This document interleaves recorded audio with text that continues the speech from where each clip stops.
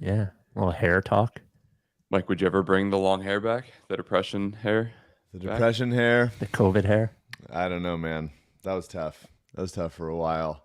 My hair is just very, very straight. It does nothing. It's interesting. Absolutely nothing. And there's nothing I can do with that.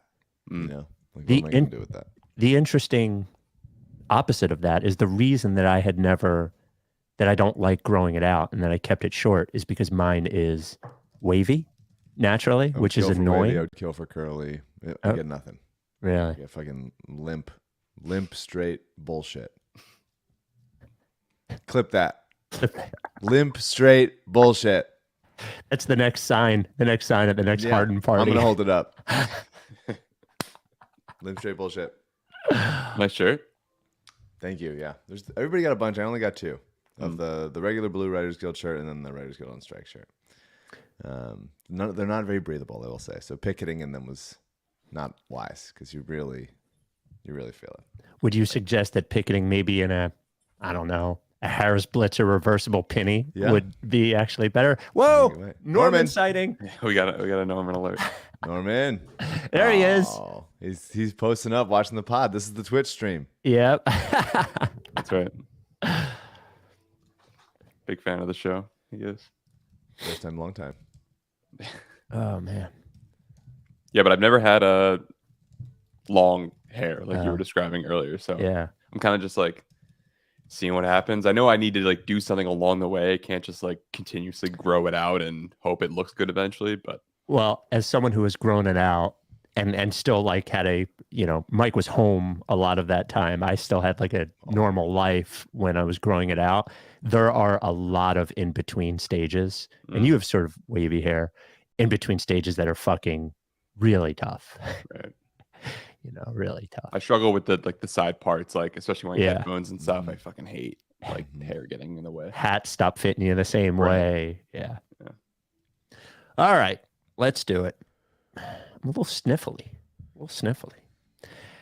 The Rights to Ricky Sanchez podcast is presented by DraftKings Sportsbook. Sign up for DraftKings Sportsbook by using promo code RTRS and brought to you by Adam Kasabi, the official realtor of the process. 302-864-8643. LL Pavorsky Jewelers, where Rights to Ricky Sanchez listeners go and get engaged. Kornblau and Kornblau, the official law firm of the process.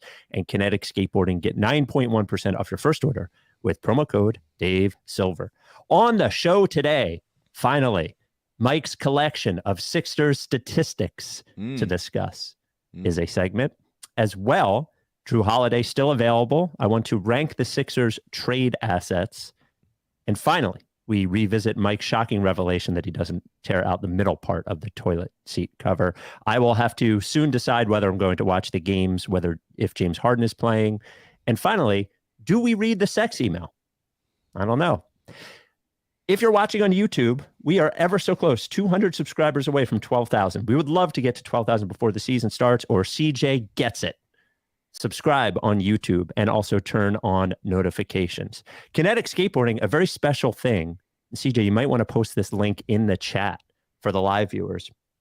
Kinetic had leftover like 15 or 20 Ricky X long sleeves, 20 pair of the mesh shorts, and some Abby prints from Ricky X. The mesh shorts are great. They're the maroon and baby blue, and the Ricky X shirt. They're live now, and that is it. So if you don't see the link, just go to kineticskateboarding.com and search Rights to Ricky Sanchez. The deadline for getting your Bark in the Park shirt is Sunday at midnight. The event is October 21st. We're raising money for Providence Animal Center. We have raised $6,800. Our goal is $15,000. And if you join the team and raise at least $50, you get the Tribe Called Quest inspired Rebel t-shirt. Thank you to Briggs Auction, LL Pavorsky Jewelers, Mortgage CS, and DraftKings for sponsoring our team. And finally, less than 2 weeks away, Marion Hill plays their only 2023 show at the Philly Music Fest at World Cafe Live with Saturn, Trap Rabbit, Ryan Gilfillian, who was great, Julia Pratt, Sophie Corin. Ticket sales, the revenue from the ticket sales goes to support Philly music educators. Go to the link in this podcast for tickets. Speaking of Marion Hill, here is their cover of We Were Right from Amos and Chef.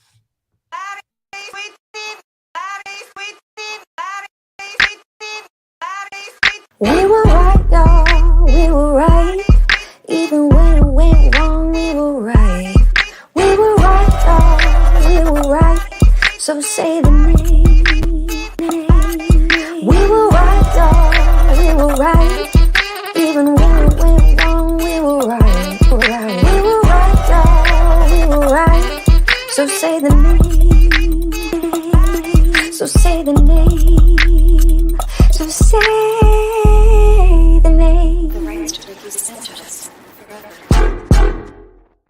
Welcome to the Rights to Ricky Sanchez podcast. I'm Spike Eskin, along with the only guy in America who has a busier daily schedule than one Mo Bamba. That is Mike Levin. Mo Bamba. Mo Bamba. How about him? Yeah. People What a like great him. appearance. Nice guy. Yep. Played along. Very fun. Yep. I had a good time. I like Mo. His punishment for being a good sport was getting two awful jigsaws, and getting his most, I don't know, what's the word for it?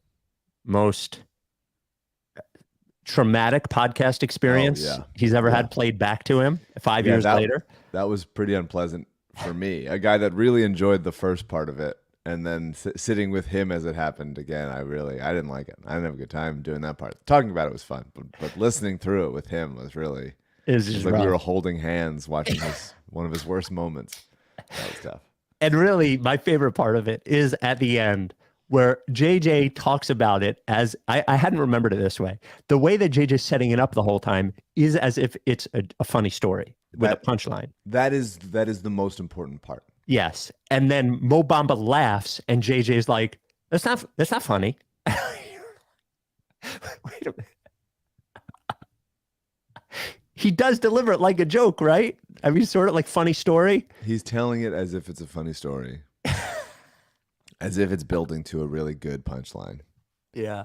There is not a punchline. Yeah. At no point is it funny. But when you tell it like that, especially to a person who is uncomfortable already, this is a big podcast. He's a rookie. He hasn't played a game yet. Yep. Is malpractice. Like, he should get suspended by like Spotify and the Apple Store or something. Like, it should have been like a consequence for that. If you have not heard the interview with Mo Bamba, it's on our YouTube and the podcast feed. I always think the interviews are a little bit better when you can watch them, so you can see their reaction. So the Spotify and YouTube is the best one for that. So we did an emergency pod on Wednesday night as the Damian Lillard trade happened. The most direct Sixers, obviously its impact on the Sixers because the Bucks got better, but the secondary impact is that Jrue Holiday became available as he was part of the trade. There has been some further rumoring, the initial rumoring, the Sixers are going to be, in on this, from Jake Fisher, Kyle Neubeck. A lot of people said that. And then it sort of became clear that the only way that this happens is if the Clippers and Harden are involved. Some other teams have been mentioned, Boston, which would be pretty annoying, the Jazz, the Magic, yada, yada, yada. At this point, and we'll get to the trade value stuff, because MOC was saying on Twitter, Mike O'Connor, one of our writers, that he thinks that the Sixers are in a position where they have to overpay. And you noted correctly, likely, that Daryl Morey is not a guy that overpays. Doesn't like doing it. My response to it is that I don't think they even can overpay if you're not including Maxi or Embiid or something. I don't even know that they have the ability to overpay. So I guess my question is, I'm sorry, that is a lot. We were all pretty excited at the idea of Jrue Holiday coming back from both a basketball and a narrative perspective, though today, for me, it seems almost impossible. I don't feel like it's impossible. I feel like, I think it's going to take 2 first-round picks. Right. And there's a bunch of roadblocks in the way of it. One of them is that Jrue is an incredibly well-liked player with a skill set that fits on 30 NBA teams. Right. Like, half of the league would love to have would pay to have Jrue Holiday on the team. Right. I don't know if there's a do right by the Blazers or do right by Jrue style thing to like help burnish their reputation a little bit, if they're worried about like, oh, we traded Dame to a place that he didn't want to go, so we'll at least do right by Jrue or something. I don't know, but if the offers are comparable, I'm sure they'd rather do that. For example, like if the Magic, who I actually love, they got Jrue Holiday just as an experiment. If they went and got him, would they be like, well, that's kind of sending him to like at best like a 7 or 8 seed or something? Like, do we want to do that? Maybe we try to send him to one of the other teams that want him. Like, also, we don't know what his desire is, where he would want to go and want to be. Yeah, you would imagine that he'd want to play for a playoff team and want to keep. He's towards the end of his prime and stuff. But Yeah, I mean the other option is like if the Clippers decide that they want Jrue more than they want Harden, and the price is, the low price they've been offering the Sixers for the last few months is what could get them Jrue. Maybe they just go like, we'll cut out the middleman. It makes sense, and we talked about it in the last podcast, for it to be a 3-team trade where Harden goes to the Clippers and the Sixers get Jrue, and Portland gets stuff. The bringing it up to MOC saying they have to overpay, talking about the idea of like, would the Sixers throw in a first-round pick with Harden to get Jrue? That to me is where I do not see Daryl doing that, because I think Daryl thinks, and at a time in his life he was correct about this, that Harden is a better player than Jrue. So Daryl would say, well, why are we including a first-round pick in addition to the better player? Well, that better player is obviously a distressed asset. He is going to the club and paying women, or at least encouraging women, to hold up signs that says his boss is a liar. So that is distressed. And that really happened, by the way. If this is a time capsule, that actually happened. He's also, obviously gotten worse over the last few years. His defensive effort when he's locked in, is only occasionally there. The fact that he doesn't want to be here, the hope that he'll just play at 100% is obviously insane. But I hear the idea of like throwing in one of their precious, valuable first-round picks is unpleasant. And someone said, I forget who reported this about the Blazers, but like, okay, so they got Ayton, who is someone that they wanted and is at least interesting to me to try to rehab into like a positive asset that can be 20 and 10 and just like, try to do more stuff, whatever. And they got Jrue, and then they got the Bucks picks at the end of the decade locked in for those 3 years.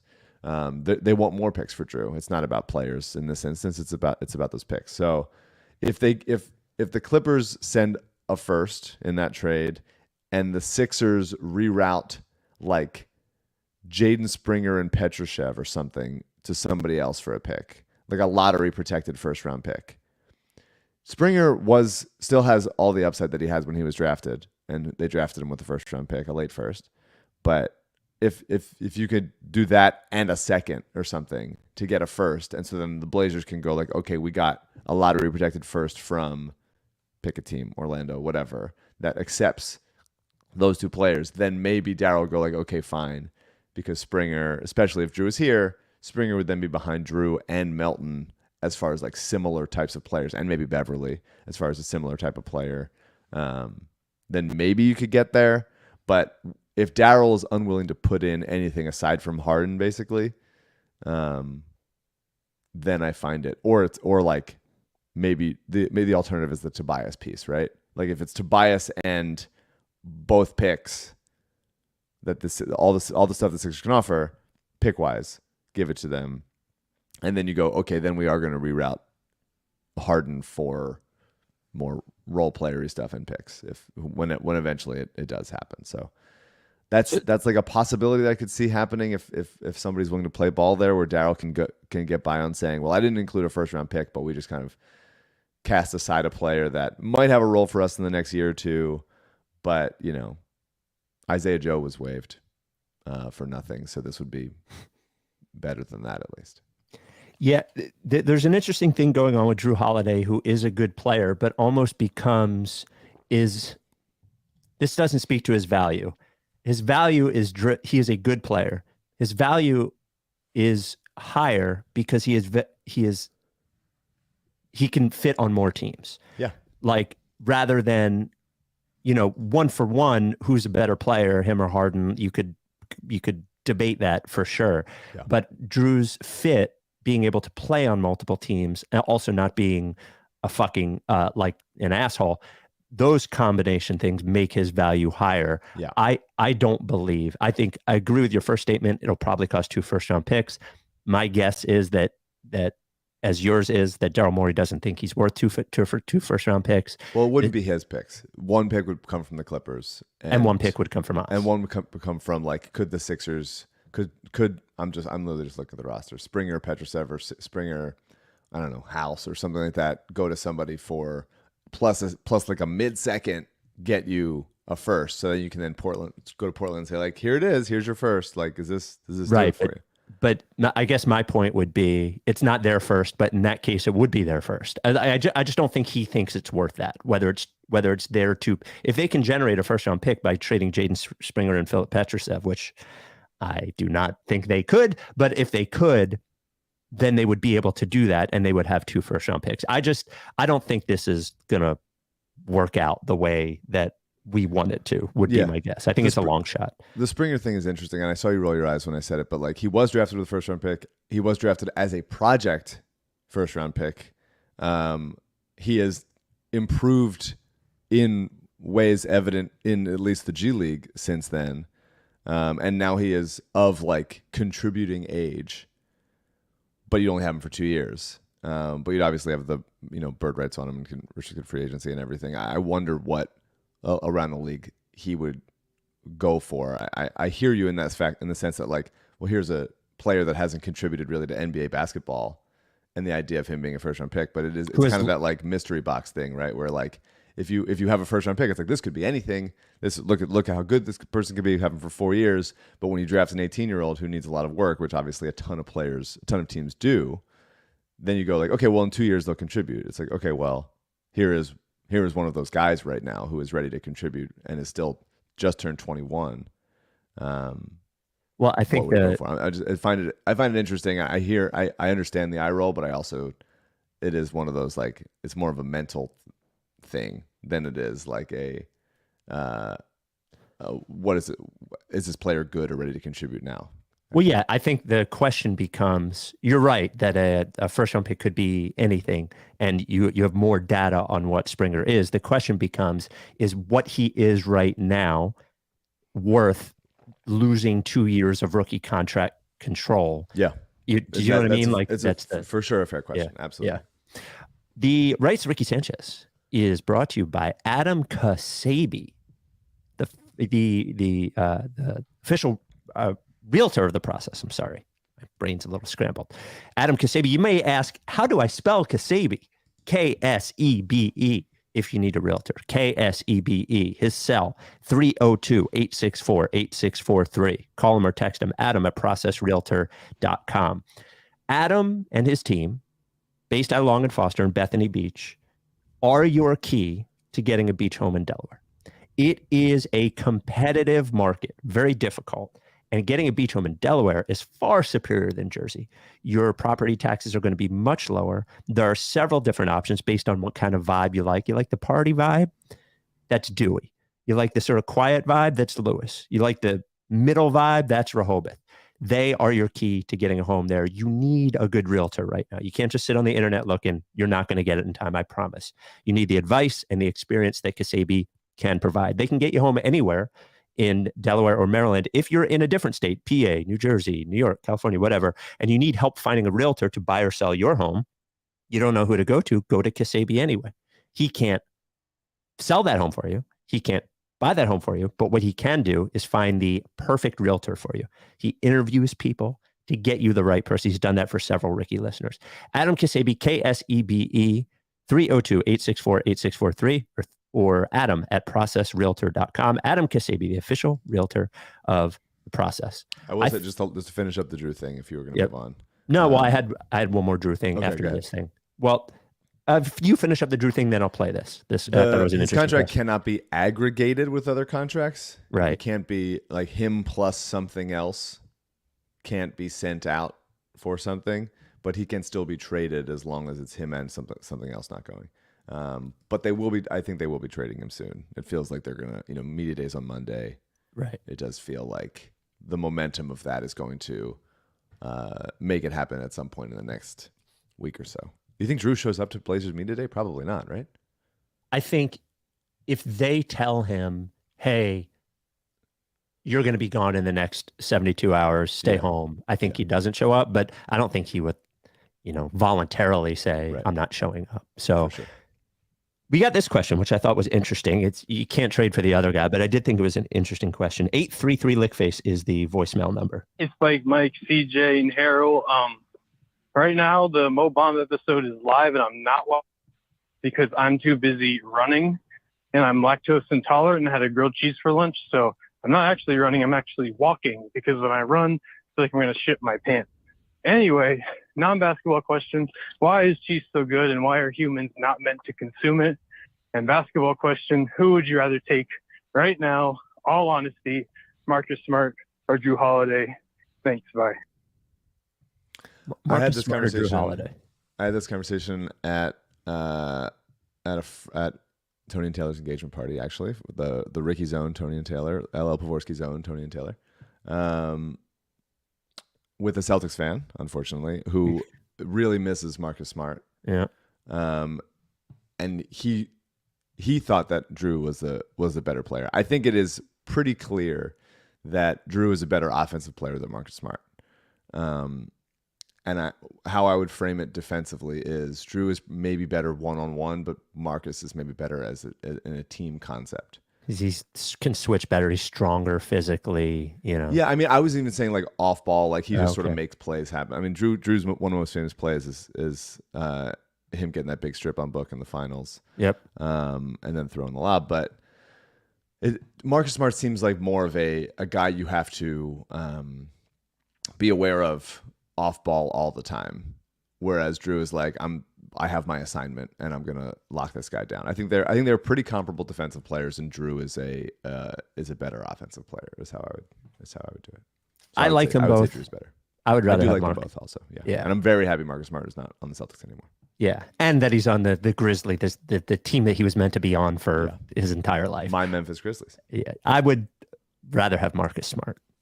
I can't tell you the calculus of why, just that I've watched them both a ton, and I'd rather have Marcus Smart. But it's not by a lot, and I would be happy with Jrue Holiday. We got this email from Mark. Mark says, Rights to Ricky Sanchez at gmail.com. This is before we get to the trade value stuff. I'm typically a hope for the best, be optimistic type of guy. For example, my initial reaction with Kelly Oubre would really buy into the offensive system, share the ball, take open threes, and play Nick Nurse-approved defense. This is my state of mind for nearly every Philly sports-related move. Borderline delusional, I know. However, it occurred to me that we have put our faith in taking our Sixers to at least the conference finals in a guy who is or was one of the more prominent advocates of NFTs. Safe to say that NFTs were one of the stupidest, scammiest, illogical things ever created, and our guy was like, yo, they are the best. I guess I will let that speak for itself, but with that sort of logic guiding our team, methinks we are fucked. Thanks for the read. Your response? Yeah, I mean, it was always dumb, and now it's very clear that it was. I think people did make money on it, I guess, and so they made money on it if they is a big phony thing. Yes. Yeah, they made money on the big phony thing. Yeah, and so maybe Daryl is saying that, but it was obviously always stupid, and that was always a concern to me that some people that projected themselves as smart were obviously involved in this scammy thing, not just Daryl. So yeah, that was tough. Yeah, it is funny to have gotten such a resounding answer about the thing that I for years was like, this is dumb. Like, I wasn't the only one to say it, obviously, but it was dumb. It didn't make any sense, and now everyone was like, yeah. My concern was not that he was into it. It was that when we pressed him on it, hi Daryl, is that he didn't have a good answer. Like, there were good answers to be had, but he did not provide one, and that is why I was so upset by it. Before we get into the I wanted to get your sense of trade value on the Sixers assets. Before we get to that, one of the assets is James Harden. And there was a video floating around this week from Matt Barnes' podcast. I'm sorry, I should have. What podcast is this? The one with Barnes and Garnett? Do we know? All the Smoke. All the Smoke, right. So this is Matt Barnes and Kevin Garnett discussing the James Harden situation. I think James has to be careful because he at that point. We're here. The NBA doesn't need him. We're here. The NBA doesn't need him no more. So the way, and I'm all for player empowerment. All of us are for player empowerment, but he forced his way out of Houston, forced his way out of Brooklyn. Now he's trying to force his way out of Philly. Like at some point, everyone's gonna be and he's got so much talent and a lot of game left, could talk himself out of the league with his talent, which is crazy to think. I think that a couple times when you wiggle your way out, bro, you only got about one or two wiggles. You ain't got no infinite. Bro, especially when you get older. So I'm trying to tell you, when you get older, that they put up with. Yeah, come on, man. When you young and you hot, Yeah, they put up with your everything. shit. They're gonna let you rock. When you old and they on like, your, shit, 1 foot out the right. door, it's like, all right, keep acting like that. They're getting younger. We gonna for a be lot less. And We can I deal feel like with- we all feel like he has so much game left. You know, he's not the player he was, but he's still that 19 and 10 type guy, so he can still play. So my thing with him is he just has to be careful. As good as he is, the way he's been wiggling, like KG said, you only get so many wiggles. I think Infinite wiggles. Infinite wiggles. Kevin Garnett, when you're playing against him, was super annoying. I love watching Kevin Garnett. Oh yeah, I mean he's the man. Yeah, he is the best. That rules. You know, I just setting up the context of his value. I do think he is not the first person to say, former player to say, hey, this guy could end up out of the league. I think it is an interesting thing, especially given his relationship with the children over in China, that he could end up. The children. I think, well, I don't think it's crazy that James this year plays out, right? And he doesn't get, however it plays out, he doesn't get the offer he wants, and they pay him $40 million to play in another country. Like, I don't think that's impossible. I don't think. Anyway, wait. So here are you're saying he doesn't. Okay, I understand what you're saying. I'm saying they is in another team pays him, not the Sixers pay. Yes, correct. So here are I mean, I could see. There's that weird clause, and I don't think the Sixers would enforce it. But if he sits out all season and they don't trade him and nobody acquires him, which would be a really, really bleak. Imagine the trade deadline. Oh, if Harden doesn't play that at all this podcast. season, Oh and my the trade God. deadline comes and just like Daryl refuses to trade him for less. I'm begging then people not to listen to that podcast. He feels like he deserves. And then the trade deadline ends and it's like, well, Harden's still here. And then James like still doesn't come back. That would be really, I like had just a jolt of like the future of us. And that'd be really bleak. That'd be a tough February. Yeah. Tough way to celebrate my anniversary would be pretty rough way to do it. But then, yeah, I could see if that happens, then I could see some team like offering him the minimum next year if he hasn't played in a year, Right. a year older, 2 years, 20 million, maybe. I would feel like the offers come in pretty light, and then I could see him going, "Fuck you guys." Yeah. So here are the things that they can trade. The Sixers can trade. They have a 2029 first they can trade. They could trade their 2030 first, but then they can't trade their 2029 first. So they could trade one of those two. They could trade a 2030 swap. Mm-hmm. And then the only seconds they have that they can trade based on protections, as far as I can see, is their 2029 second, a Portland second in 2029, and their 2030 second. So I think their penalties from the Harden thing, plus I think the Nets trade, I think has made the seconds before then untradeable. I think they got picks in the Matisse trade. You can go check, but I think when there's protections on those, I think that there's a way that they can't trade them, but you can go. The other things they have, obviously, are their players: Joel Embiid, Tyrese Maxey, Tobias Harris, James Harden, DeAnthony Melton, PJ Tucker, Jaden Springer, Furkan Korkmaz, Philip Petrusev, Daniel House, Ricky Council, Terquavion Smith.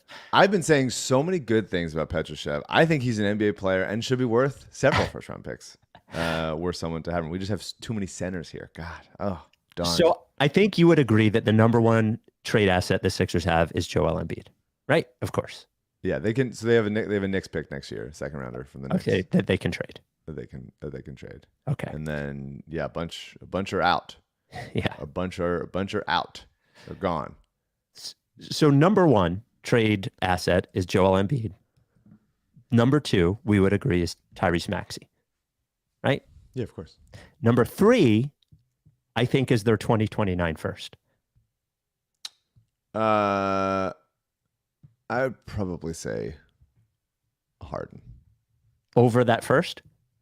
Probably. Probably. Okay. So I had Harden sixth.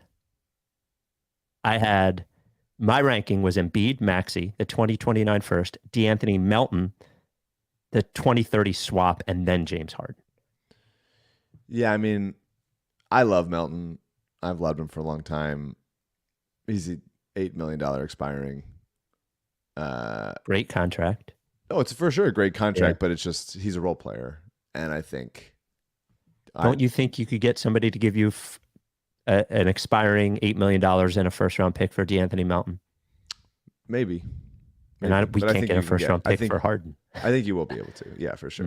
Okay. Sure, at some point. I just think like the bet Daryl is making, I said on the Dame pod, is just like something's going to shake loose, and all of a sudden it's going to be like, we need this guy, or this guy gets hurt, or this team is better than they thought, and they can go like, we need a point guard really badly, or whatever it is.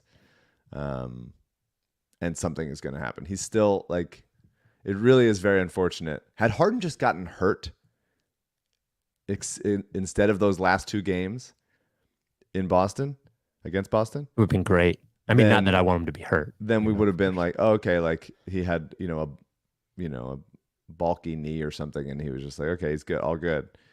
But it leaves such a bad taste in people's mouths. And the same thing happened with Simmons in the Hawks series. Like the last thing, it's very interesting that it's not just in the media and from fans that have a short memory, or like the last impression being a big impression.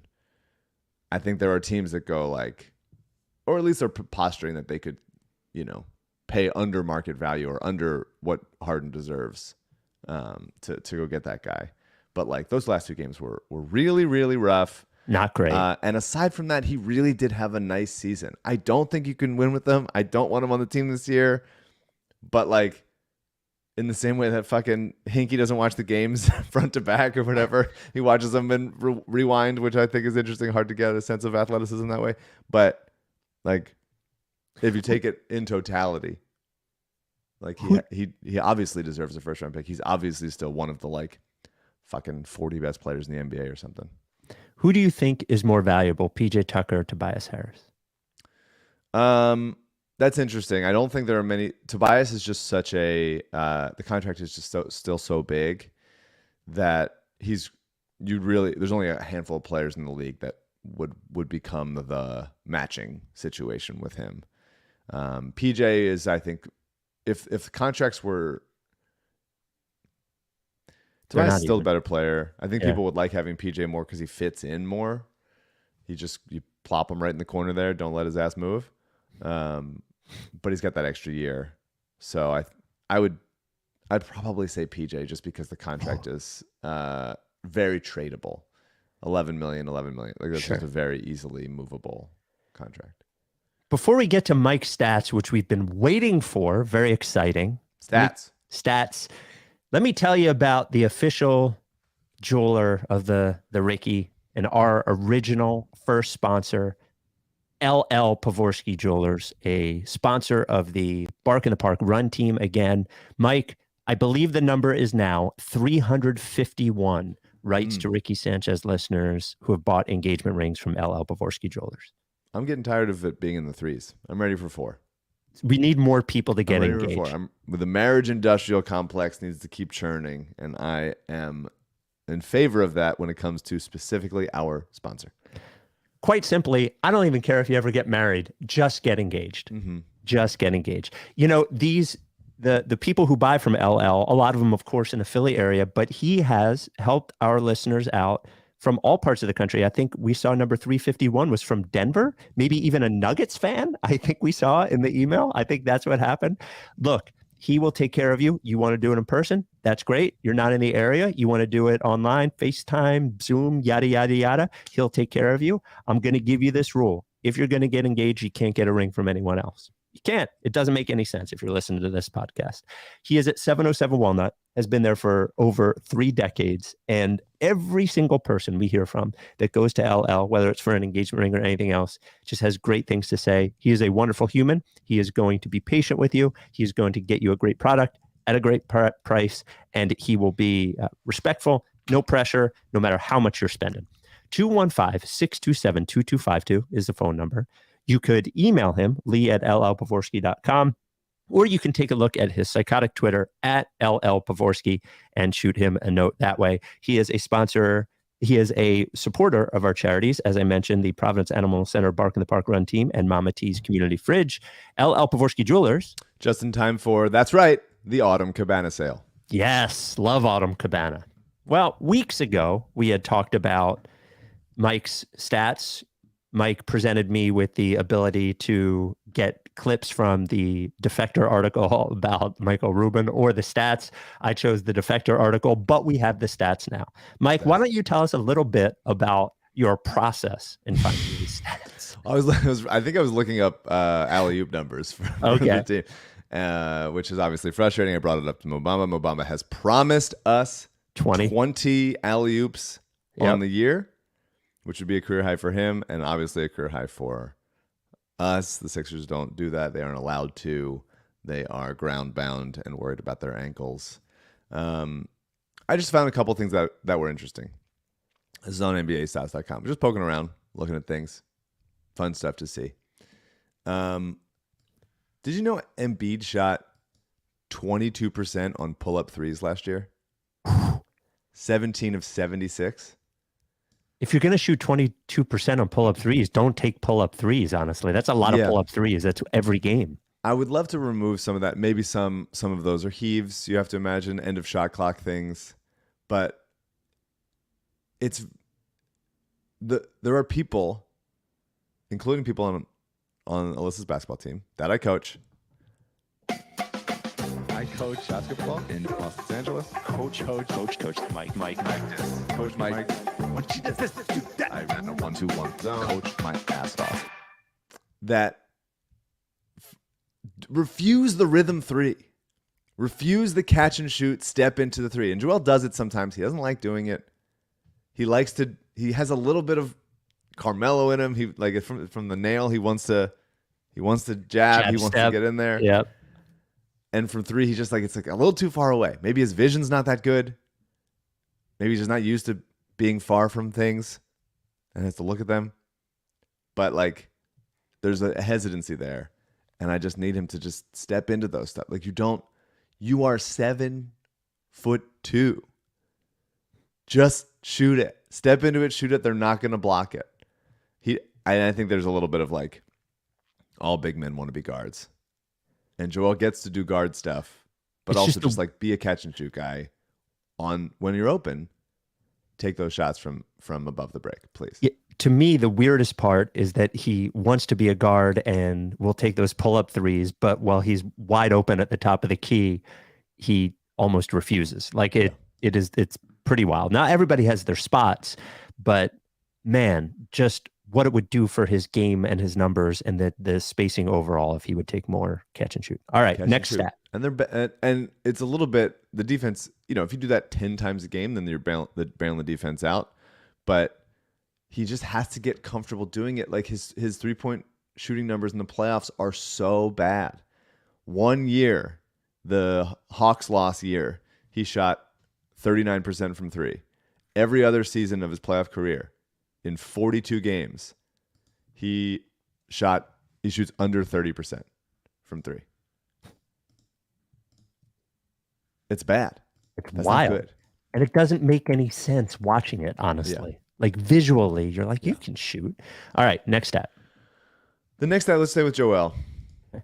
And this is something that has become a little concerning for me visually, and then the stats backed it up. Last season, Embiid gave up a field goal percentage of 61% at the rim. That's pretty medium. Yeah, I was going to say that is stunningly high. I don't know what I expected the number to be, but I didn't expect it to be as high as that. 61%. And now I think he deters a lot of attempts at the rim by his presence there. I think that some shots don't get taken, and it's hard to convey that via stats, especially publicly available stats. But you can just look at the trend. Last year, 61% at the rim.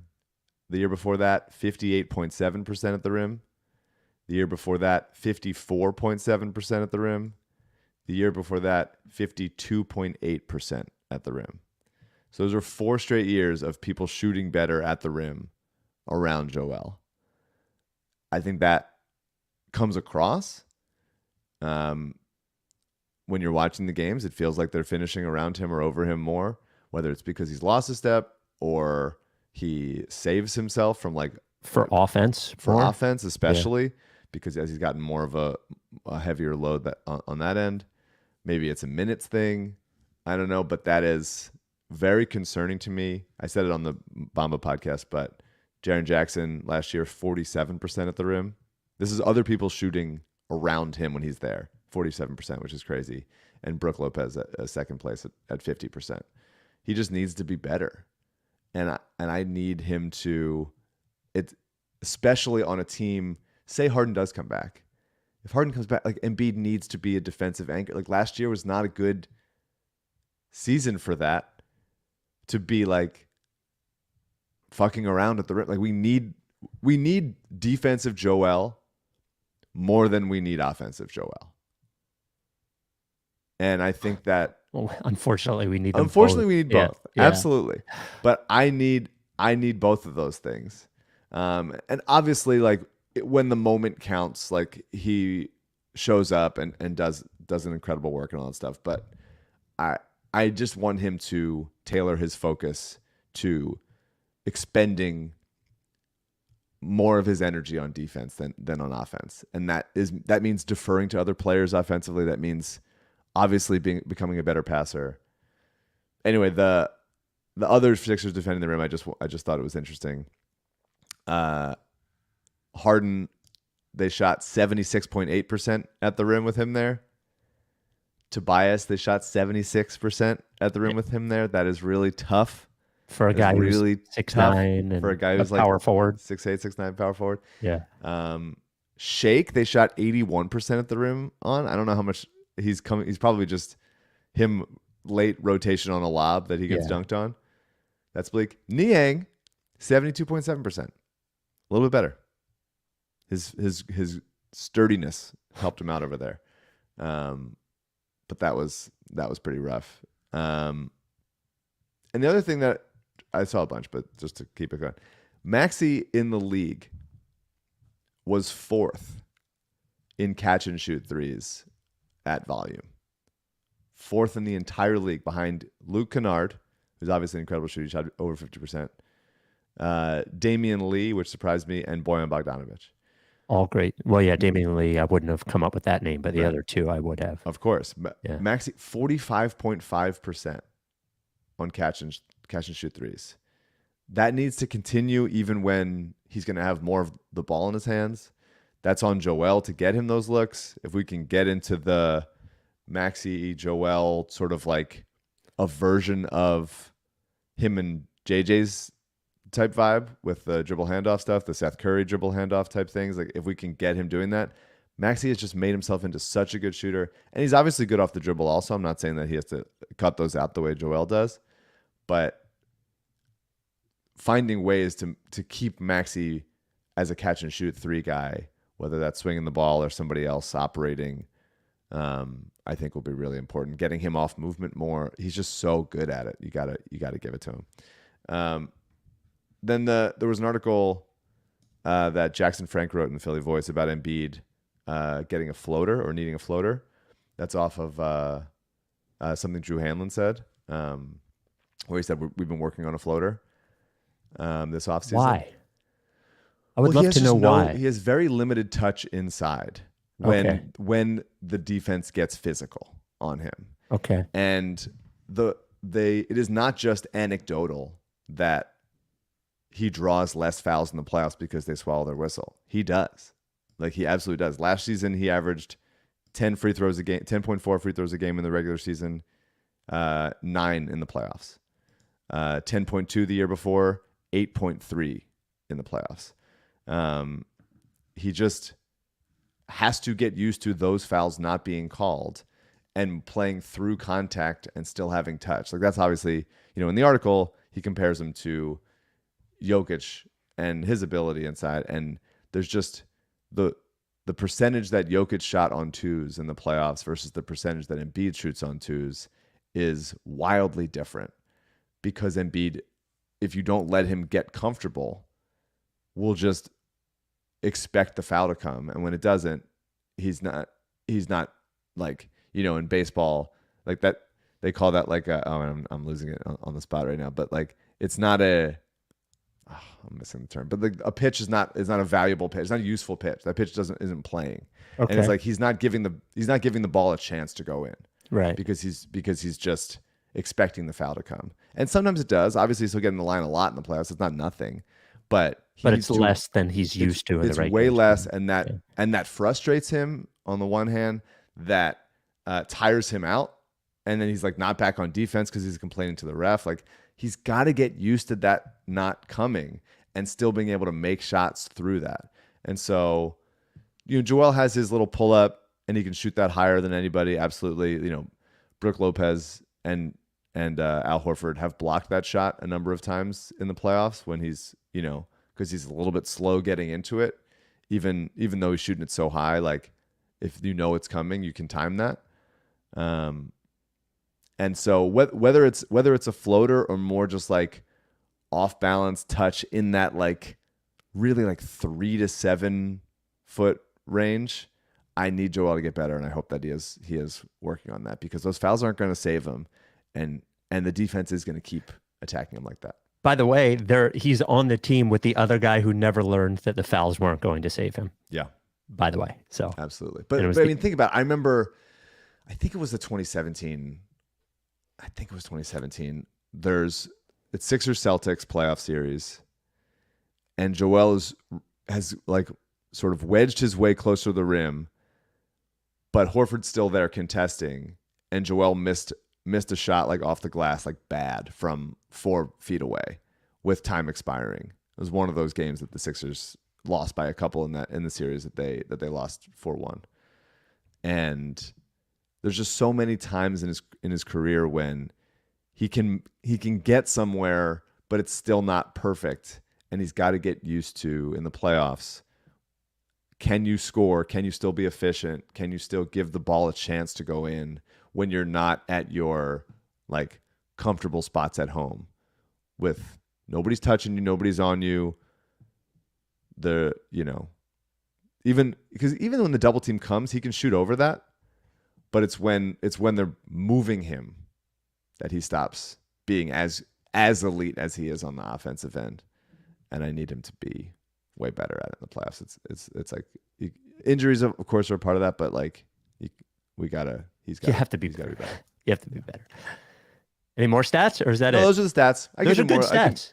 I thought they were interesting. We can keep looking at them over time. I can just look around. I think a little Mike stat segment might not be a bad idea moving forward. Yeah. Into the numbers with Mike. Mike's always been a researcher, and that love research. Famously does his own research. Love doing it. Love doing my own. Yep. The Rights to Ricky Sanchez is brought to you by Kornblau and Kornblau, the official law firm of The Process. There's a guy that does a fuck ton of research. Adam Kornblau, official law firm of The Process. Kornblau and Kornblau, personal injury law firm, but not the kind that you're used to hearing about. The kind that you're used to hearing about, hucksters, fucking hucksters. You see billboards, you hear commercials, you see commercials on TV. They're like, I can save you. And then you hear this disclaimer where they're like, they can't really do law in your state.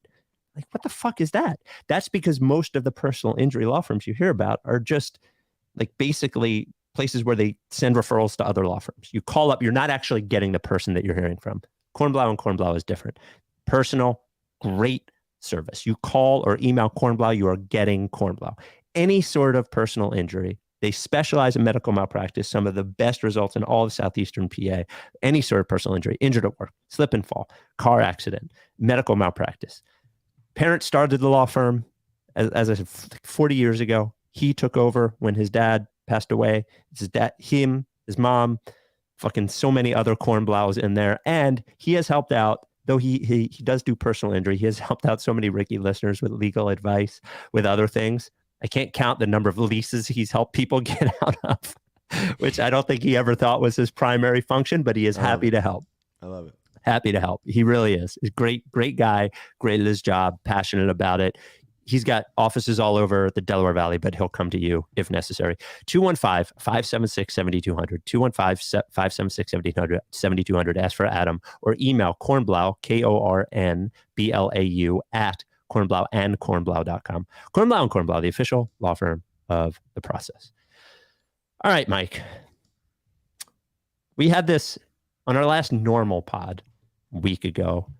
we had a stunning revelation in terms of toilet seat covers, the paper toilet seat covers. Yeah. It ended up being our We had most... a conversation about how they're bad. That's the first thing, is that that you don't really use them at all. I don't. I Yes. use them sometimes and find them lacking. Sure. Yes. I don't use them at all. Basically, my point is this. I understand if you use it for your headspace, but you're really, believe it or not, you're going into a public bathroom, dude, you're breathing in feces germs from other people. Like you are fucked in a number of different ways. You don't want pee on your leg. I get it. Who does? But that's not your primary concern. Anyway, the stunning revelation for many was when you indicated that you did not remove the middle part and you were creating a bit of a poop hammock. Occasionally poop hammock, but to be clear, there's the edge that is not always perforated. There's that little connector, right? Mm-hmm. The little connector there. Mm-hmm. That doesn't remove the entire thing. That's supposed to like let it get into the toilet. Yeah, but that's not what you were saying. But I'm saying both. I've done it. Okay. Look, I've tried for years to make this thing work, and I've felt stupid as I've done it. I was like, this has to be a better way, and it just never. So I've tried it all of the ways, and in fact, I tried it the day before the last podcast. We didn't get to talk about it. I was saving it for this. I tried it the day before the Dame emergency pod. Mm-hmm. And I'm at, well, now I'm forgetting where I was. And Somewhere. I'm at a bar. Yeah. Yep. Reacting to this. That's what it was. The strike had ended and I was at a bar and I was like, I'm going to do it. I'm drinking with my friends, some fellow writers, feeling good, feeling confident. And I go to the bathroom, take a quick little dump, holding in farts. And I pull that thing out and it just fucking sucks, man. I perforated the edge. I put it in there and it just like lays very flat on the toilet and you're still pooping on paper. It's bad. Those things are horrendously made. How have we as a society not improved them in millennia? So we got a lot of response. I wanted to play. I honestly could put out a podcast only of the voicemails. A couple of emails. This came from Matt. Rights Ricky Sanchez at gmail.com. Holy shit, Spike and Mike. The middle is a flap that should be partially detached so it dangles in the water. Right. It's still there. I've done it all. I've heard people go like, yeah, they fucking suck. People are on my side. People go like, I don't remove them. It's supposed to come off when you poop through them. When you pee through them, whatever. I've heard all of it. They are not well-made things. There is no success. Why is there a middle thing at all? Why is there a middle thing at all? Even part of it to rip it off a little bit. Ripping off the whole thing. Why do you have to rip off the whole thing? What is the middle for? If it's just for, you don't need your poop to get caught by the paper. I think it's you just need your integrity of making. But there's no structural integrity, Spike. That thing has nothing. That thing has nothing for you. This came from Joe. The potential for a horrific situation is off the charts. This has to have backfired on him at some point. I don't have a basketball question. I honestly can't focus on anything else at the moment after hearing. No, it's the backfiring is me just getting upset in the toilet and giving up and throwing it all away, flushing myself down the toilet because those things are so bad. Can I play a couple of the voicemails? Sure. Okay. This one, 833 Lickface. Yo, guys, this is Justin from Denver. First time, long time. Listener since day one. Just believe I listened to simultaneously the most absurd and greatest moment in podcast history. Mike, I have a couple questions for you. You actually answered your own question when you said that the piece is flimsy. The middle piece is for the integrity of the piece itself because it's so flimsy that you need to pop it out. Also, what do you think women do when they sit on this? Do you think they just like pee on it and their pee just goes everywhere? I'm not really sure there's a greater metaphor for Sixers basketball era than a runny poop. Actually, no, a slow, soft poop just sitting there and we're all saying to it, just let go. Just fall into the toilet already. Also, side note, this makes Mike's jigsaw choice a few pods ago about blowing up the bathroom for weeks on end make more sense. All right, guys, gotta go. TTP, trust the toilet protector, I guess. All right, bye. All right, Justin from Denver again. Here it is Monday morning. I'm supposed to be working, and I just can't get this out of my head. I mean, Mike, I love you, man, but what do you want out of this thing? It's, pre-torn. You describe it like it's some Rubik's Cube. At least just do the sides and let it dangle from the back. Also, I mean, how sturdy do you want it to be? It needs to go through sewage systems. It's not like there's not a logical basis for this, man. I mean, come on, holy smokes. Also, your stone in a cup of coffee example is just complete nonsense. All right, that's, I want to weigh in real quick on the Sixers fandom. There we go. Mike, your thoughts. It's just nothing. Like, I understand the sewage concern.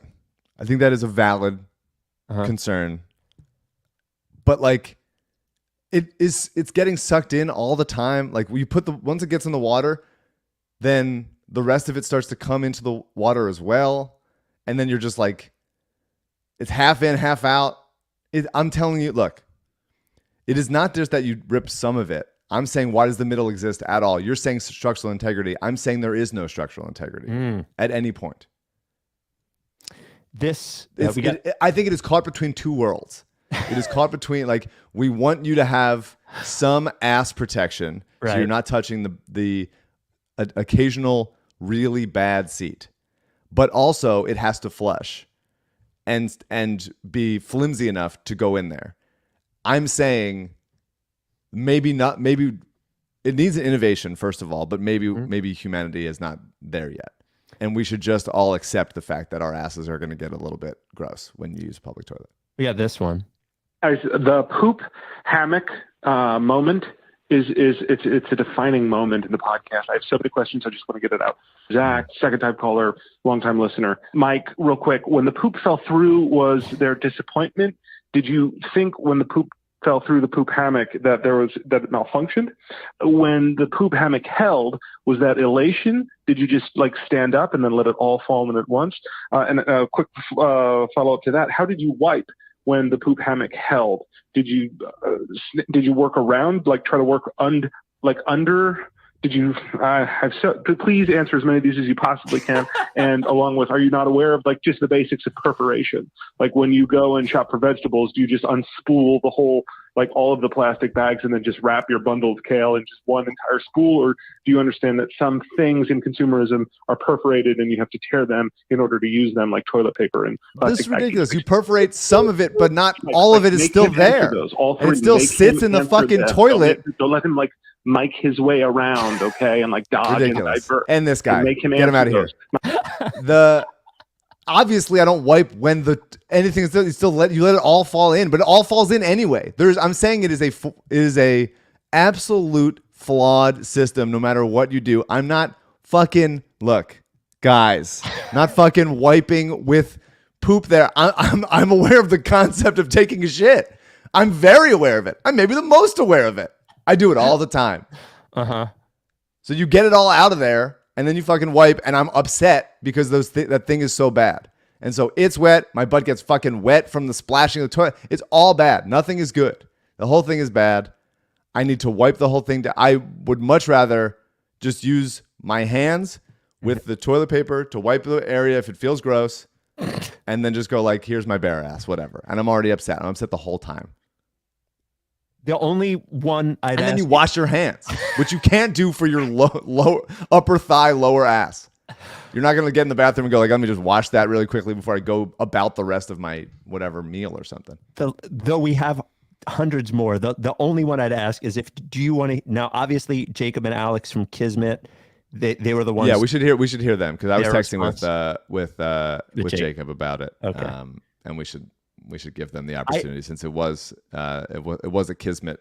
Yes, I did hear from numerous within the Ricky community via text message, but Jacob and Alex left a voicemail. Mike and CJ, it's Jacob and Alex from Kismet with a follow-up. Alex, take it away. I am honestly just so shocked right now. Mike, what the fuck? Not with you, Mike. I am like shocked. Has nobody taught you how to use a toilet paper? Of course you rip out the middle, bro. But it's what are you not doing? You not poop and then let it You let it sit there. What are you, 5?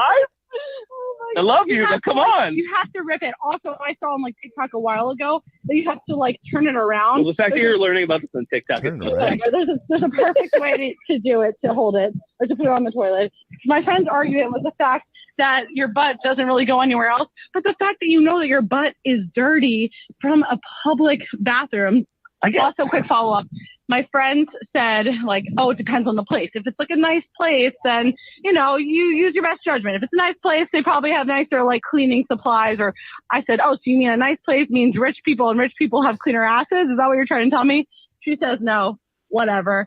Also, what was I going to say? Oh, yes, the toilet paper. Yes, it's not going to protect me from horrible diseases or the pee potentially touching my butt, but it just feels better knowing that it's not sitting bare ass on some old crusty piss. Can I add a step here, though? I'm saying that if you see pee and you wipe it off and then put paper down, you're still protected. You're not sitting on wet piss, and what you're if you just clean it and then sit on it? Then you know. Like, yeah, no, but like it's not wet anymore. So whatever remnants are on the seat, I'd This like is to the think podcast. the This is paper them is at now. least helping.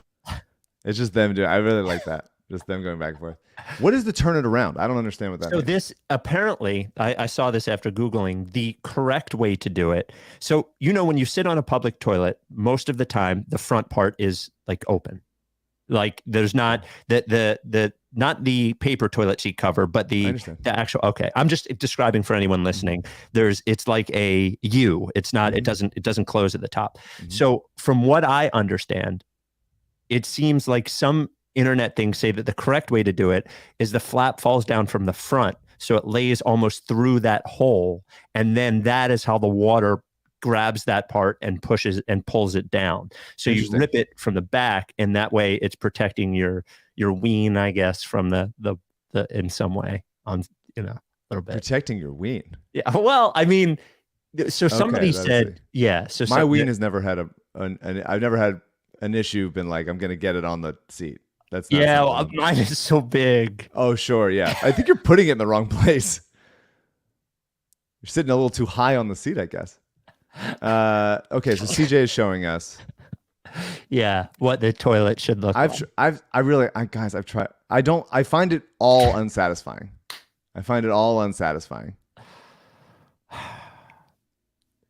So the last thing, because then like if you're using something that is like touching both the toilet and the toilet seat, and then you're like splashing turds down there, and then that's still connected, like the odds of getting like toilet water onto your butt are then pretty high. If it's all connected. And then you're like flushing it, it's like trying to like go down, but your like legs are keeping it down. And then you have to like move your legs if you like have like, oh, my thigh itches or something, whatever. And then you're like that, then it's like further down there, and then you're like, fuck it, I'm just gonna get rid of all of it.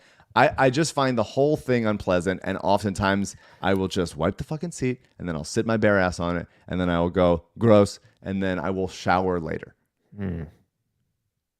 I don't know that you're ever escaping this one.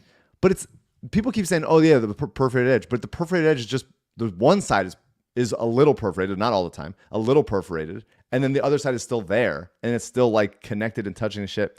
I find it, look, I use it sometimes. I find myself wholly unsatisfied every time. And now this argument, which I am receiving a lot of shit for, making me fully against the thing. I'll never touch the thing again. I'll never use that thing again. The last thing, well, I'm keeping these voicemails forever. Maybe if Mike is ill one day, can't do the podcast, I'll just listen to them.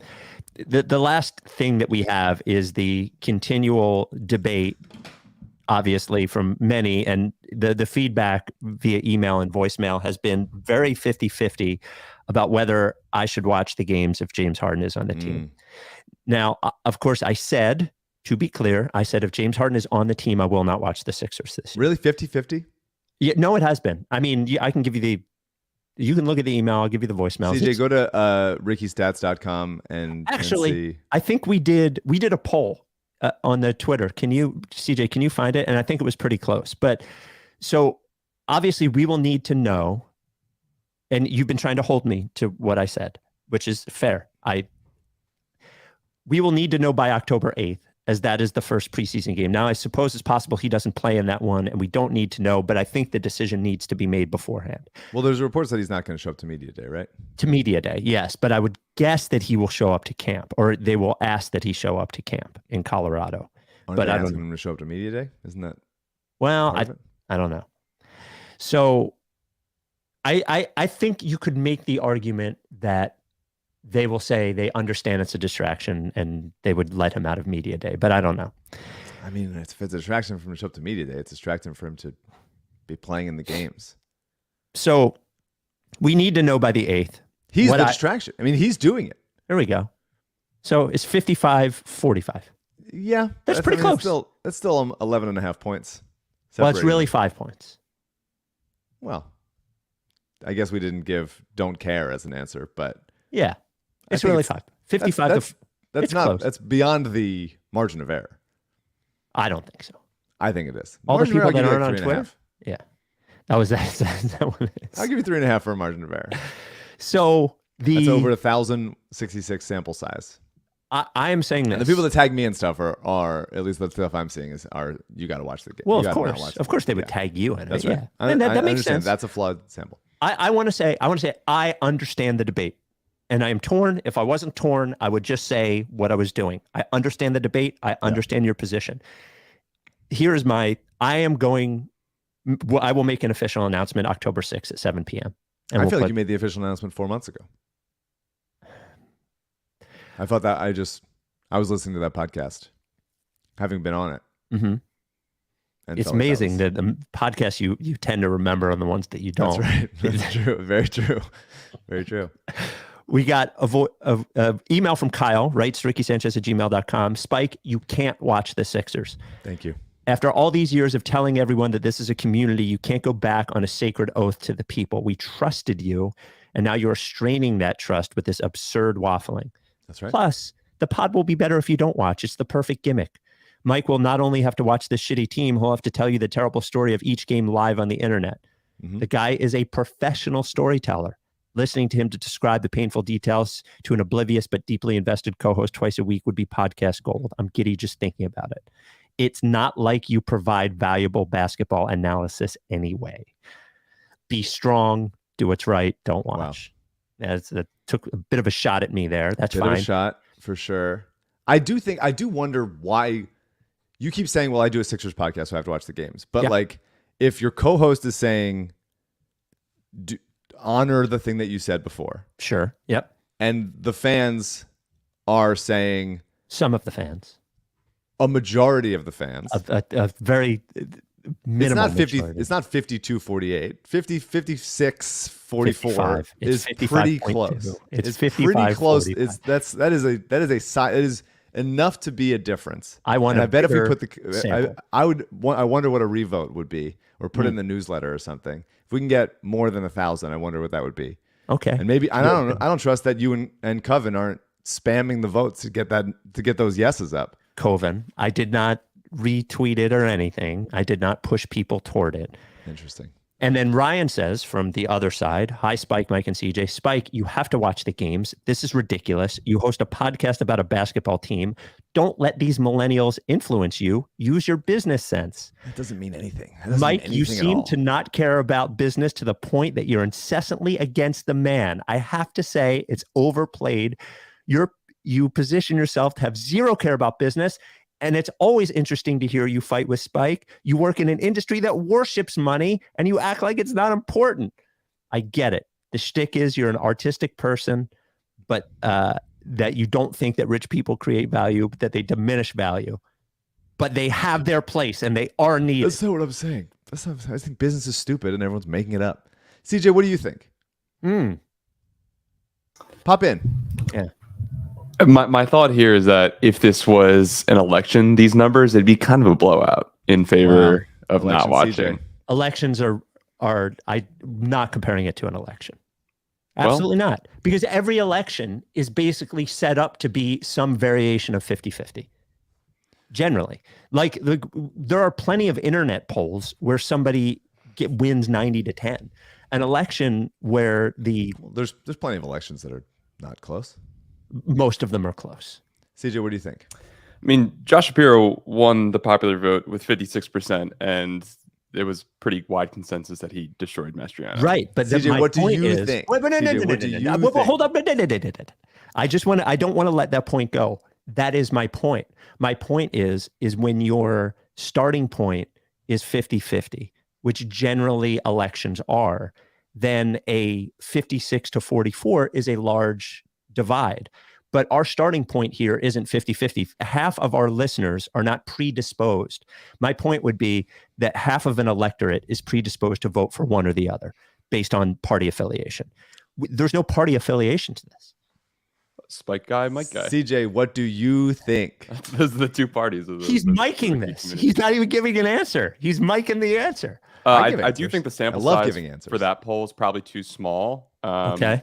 CJ, what do you think? Wow. Should Spike watch the games when he said he wouldn't? Mike is spiking right now.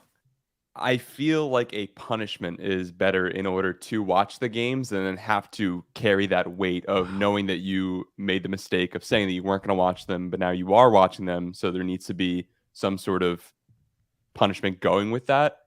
I think if you just watch them and then nothing happens, then it's like, okay, you went back on your word. But then if you don't watch them, I can totally see you like losing your mind if you're not being up to date with what's going on in the Sixers world. Although I do think Mike could do a good job of filling But you also, up. Sure. you watch, you can follow along on Twitter. You can see highlights. You can read articles after the fact. You can have Sixers Adam text you stuff. You don't even have to like hide in a cave and pretend like you don't know what the Sixers are and then come out every time to do a podcast. Over the years, Mr.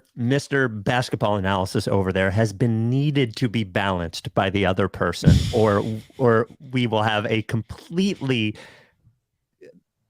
wrong view, utopian or dystopian, based on his feelings view of the Sixers.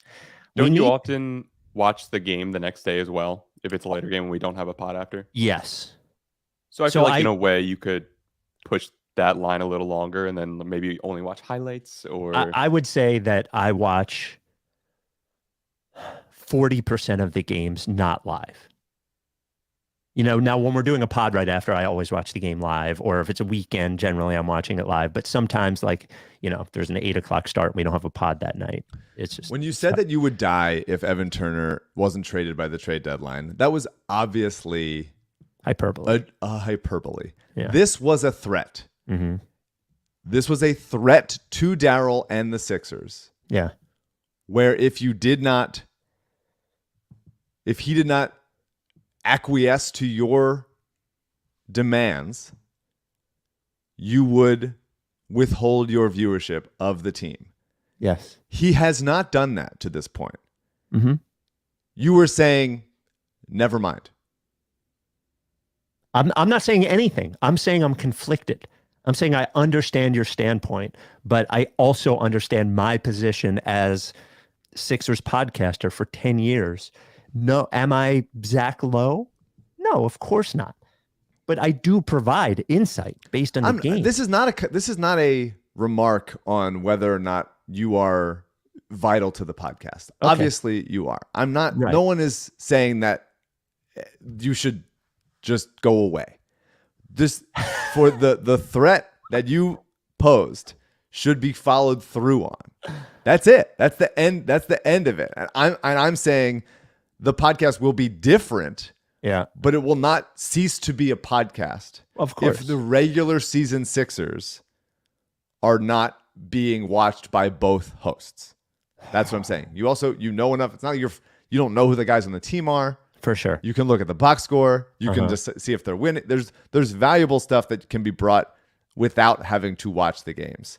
And then I think your rooting interest would then be, Daryl, for the love of God, please trade him so that I can watch the games again. I think that it would just be a different thing. And we're on season fucking 11 of this thing. You made a threat. I think it's worth following through on it. I think it is a fair point. And I would say that on October 6th at 7 p.m. on on YouTube and our social platforms, you will find out the answer. I mean, I think the answer is very clearly you're going to go back on your word and watch the game. I don't think the answer is clear at all. You've been hinting at that. I don't think the answer is clear at all. I don't think the answer is clear at all. Oh, I look forward to being shocked by the answer. Sitting around with your own poop so close to your butt, making judgments about other people is unbelievable. Look, I followed through on it. I followed through. I don't like that thing. I'm never going to use that thing again. Don't like it. It's gone. Oh boy. We'll talk to you next time. We are going to talk. So media day is Monday. We'll talk to you Monday night. We'll have some quotes to discuss. By the way, just to go back to the Mo Bamba thing, he was great for sure. I thought he avoided my James Harden question when I asked him a pretty easy James Harden question. He actively didn't want to answer any James Harden questions, but I thought I gave him a soft enough. It was basically like, you've been practicing with everybody for a month and a half. Is this a point of discussion ever? Like, is this a cloud sort of? And he avoided it. Yeah, a little bit. He's almost too good at media, I would say. We'll never have him on again. Oh, we're up to 358. Lee says. Very nice. Yeah. I don't know what, it's always hard to know how to get some gossip from a player without necessarily making them uncomfortable. Yeah, maybe we should have asked him later in the pod, but that's he's usually how it is. But they would be smart to avoid that conversation, honestly. Like, he was smart to do it, not his only pull quote from that is that he'd rather like show everybody his internet history than slip on shit when he's walking off of a late night show. He doesn't have any that are sexy, and he is smart in doing that. So, yeah, we will talk to you Monday night. Look forward to it. Are you down with TTP? Yeah, like face.